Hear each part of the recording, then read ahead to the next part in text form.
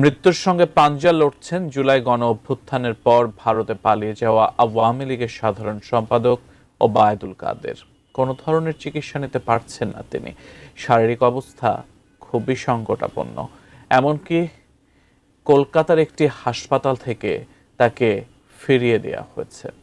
তবে এই মুহূর্তে ঠিক কোথায় আছেন তিনি, আর তাকে ঘিরে প্রকাশিত সব সংবাদ নিয়ে কি বলছেন দলটি নেতারা, এসআই রাজ জানাচ্ছেন বিস্তারিত। জ্বালা, বড় অন্তর জ্বালা, এত কিছু শেখ হাসিনা করে ফেললো, জ্বালা। যে জ্বালার কথা উপহাস করে এভাবে তিনি বলেছিলেন, এখন তার চেয়েও কয়েক গুণ বেশি জ্বালা বয়ে বেড়াতে হচ্ছে তাকে। এমনকি জ্বালার পাল্লা এতটাই ভারী হয়েছে যে তা আর কতদিনই বা তিনি বয়ে বেড়াতে পারবেন তা নিয়েও চরম শঙ্কা তৈরি হয়েছে। বলছিলাম জুলাই আগস্ট গণ অভ্যুত্থানের পর দেশ ছেড়ে পালিয়ে যাওয়া পতিত আওয়ামী লীগের সাধারণ সম্পাদক ওবায়দুল কাদেরের কথা, যিনি নিজেই একসময় হাসি আর তামাশার সাথে বলেছিলেন, পালাবো না, কোথায় পালাবো। সেই তিনি কিনা দলের অন্য নেতাদের বিপদে রেখে গোপনে ওপার বাংলায় পালিয়ে যান। পালাবো না, কোথায় পালাবো, পালাবো না, প্রয়োজনে ফখরুল সাহেবের বাসায় গিয়ে উঠবো। নতুন বাংলাদেশ গড়তে এলো জুলফিকার স্টিল। জুলফিকার স্টিল, ইস্পাত দৃঢ় অঙ্গীকার।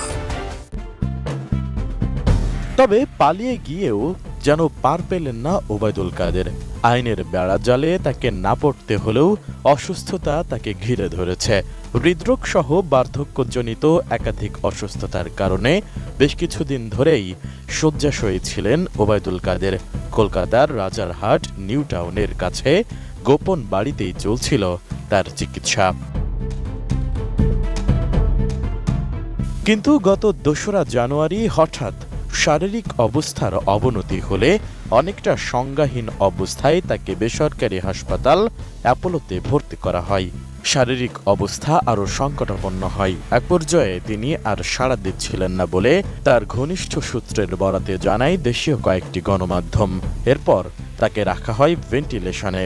সোমবার হাসপাতাল সূত্রে জানা যায়, চিকিৎসায় সাড়া দিচ্ছিলেন না ওবায়দুল কাদের। নতুন করে কোনো চিকিৎসাও নিতে পারছেন না তিনি।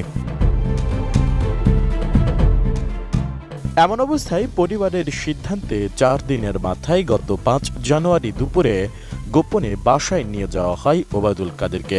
আপাতত বাসাতে রেখেই চিকিৎসা দেওয়া হচ্ছে তাকে। সেই সাথে দলীয় একাধিক নেতা জানান, ওবায়দুল কাদেরের অসুস্থতার কথা দলের সভানেত্রী শেখ হাসিনাকেও জানানো হয়েছে। তাদের দাবি, তার অসুস্থতার খবরে কিছু মিডিয়া রং মিশিয়ে উপস্থাপন করেছে। এর আগে গত জুনে বিবিসি বাংলাকে দেওয়া এক সাক্ষাৎকারে ওবায়দুল কাদের জানিয়েছিলেন, তখনও কার্যক্রম নিষিদ্ধ আওয়ামী লীগের সাধারণ সম্পাদক ছিলেন তিনি। ভারতের কলকাতায় অবস্থান করছেন বলেও তিনি সে সময় উল্লেখ করেন। জানান, জুলাই গণ অভ্যুত্থানে আওয়ামী লীগের পতনের পর তিনি ৩ মাস বাসা বদল করে করে আত্মগোপনে ছিলেন।